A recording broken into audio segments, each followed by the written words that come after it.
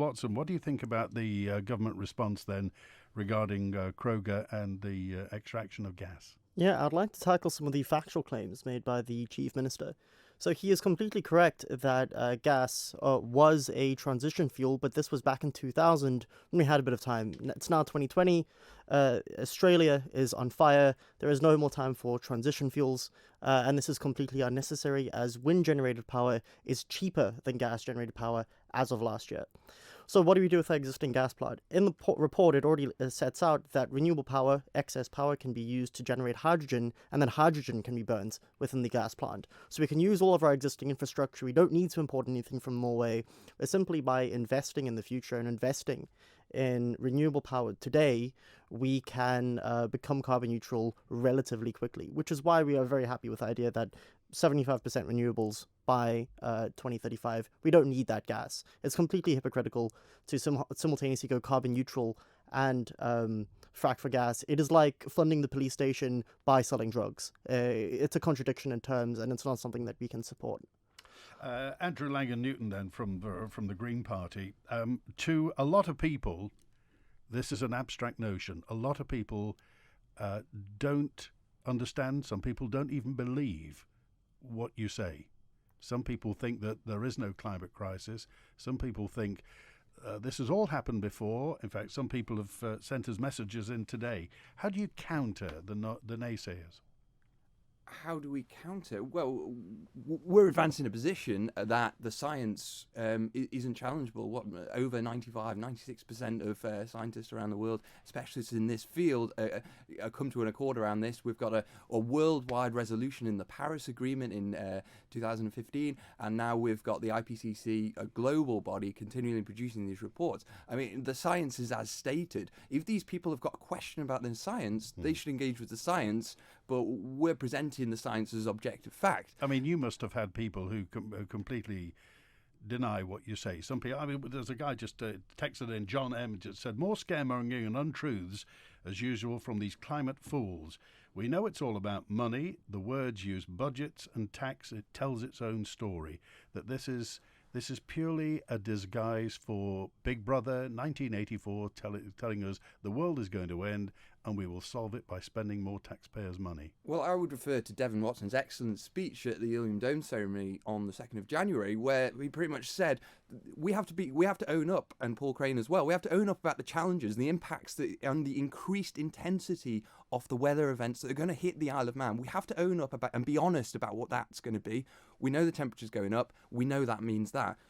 If we want to sell it like that, sell it about the dangers of inaction, then sell about the virtues of action, about making energy cheaper, energy sustainable, cleaner streets where there isn't noxic fumes affecting school children, going to school, walking to school, public transport that is equitable and safe and clean for everyone to use. I mean, they're the virtues. This is the risks of inaction. If we offer that to people to say, judge that inaction, and the storms and the increased intensity we know are going to happen, or the future, the vision of the future, which is clean, which is happy, which is economically beneficial for the society, the community. So I think that's how I would sell it, in images, in concepts.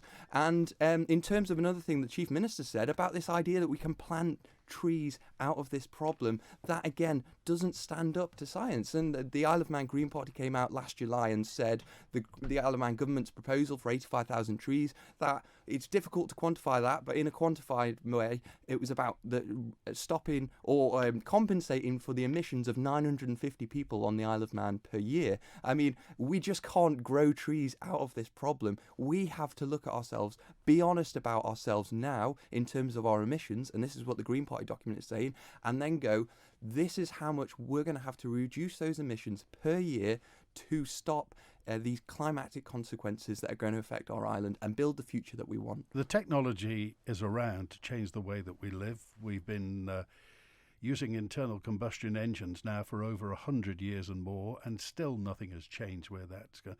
How, in sociological terms, what do they say? People push up, systems push down. How's this going to happen? By a system pushing it down to the people, or the people exerting their will? I think people will make economic decisions based around price. And so things like solar panels, we're going to see great opportunities as solar's been coming down years and years on price. There might be a day where we can go to ShopRite and we can buy a solar panel and take that home and get an electrician or do it ourselves to fit it to our roof and immediately have an impact on our carbon footprint. That's empowering citizens. That's the future I'd like to see. I mean, that's not a decision the Isle of Man government on the face of it can have an impact with, but it can encourage that and it can stop restrictions. And certainly the Electric Act 1996, which I don't know has dealt with this document, but that's something that could impede the opportunity of communities to transmit electricity between each other if they're generating surplus from solar panels from small-scale wind. So yeah, a future where people can take decisions on themselves, because in an Isle of Man where we have a monopolistic energy producer in Manx Utilities, it's very difficult for individuals on the street to have the agency to go, I have a voice here. I can take control of my destiny and reduce my own emissions when I'm getting electricity or gas and I'm forced into this structure. So an opportunity where people can take decisions to better our communal future would be great. I would like, just briefly, I'd like to respond to the John M. person who texted in. I understand that a lot of people are afraid of that green policies and the idea of global warming is just a front to take taxes to create this strange, bizarre green dictatorship. But this is one of the strangest conspiracy theories around, because if you look at the aims of environmentalists, what are we actually aiming to do with these supposed taxes that would be levied, or actually the money that is actually being misallocated at the moment, right? So it is this evil green dictatorship would be giving you cheaper heating in your home. It would be giving you a source of renewable power. It would be keeping more money in the Isle of Man instead of sending it to oil-producing dictatorships. There's no reason why we have to be sending troops out, or the UK, but the Isle of Man doesn't really have this problem. But in general, a lot of our time and effort is based around securing oil, and it's unnecessary. Getting decent, affordable public transport systems that you can use as an alternative to a car. So even if 97% of the world's scientists, and even if we could pretend as Australia wasn't on fire, or the United States wasn't receiving the worst hurricanes it's ever received, or recently in Moscow, they needed fake snow because it wasn't cold enough to snow there over Christmas time, right? Oh, crikey. You look around the Austrian Alps and the current, I think it's a world championship downhill skiing there. Everything's fake snow. It's absolutely insane, because in order for the climate deniers or the science deniers to actually be correct, they have to argue that all of these thousands of freak weather events are all a coincidence, all happening exactly in rate with the increase in carbon emissions.